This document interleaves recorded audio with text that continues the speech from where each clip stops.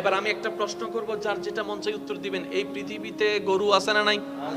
ছাগল, হাঁস, বাঘ, মহিষ, সাপ, আমরা এবার আপনারাই বলেন, এই পৃথিবীর অশান্তির কারণ কি? গরু, ছাগল, হাঁস, মুরগি? কারা? কারা? কারা? যারা পড়ালেখা করি তারা, যাদের বলার জবান আছে তারা, কথা বলেন না রে ভাই, যাদের নিজের চলার পা আছে তারা, যারা আল্লাহ যাদেরকে শ্রেষ্ঠ বানিয়েছেন তারাই হচ্ছে এই পৃথিবীর অশান্তির কারণ। একটু ভাবেন, কিন্তু আমি তো অশান্তির কারণ হওয়ার কথা ছিল না। যে জান্নাত চাচ্ছে এখানে শান্তি না অশান্তি? তো অশান্তিওয়ালা তো জান্নাতে যেতে পারবে না।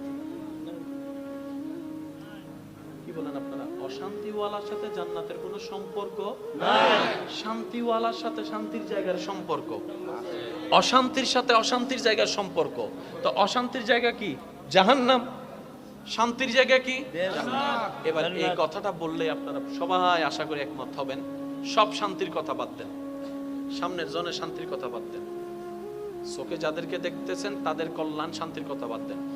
এই পর্যন্ত আমরা তো আমাদের নিয়মেই চলেছি, আমাদের বুদ্ধি দিয়ে চলেছি, আমাদের যেটা ভালো মনে হয়েছে সেটাই করেছি, মন যেটা চেয়েছে সেটাই করেছি, ঠিক আছে না?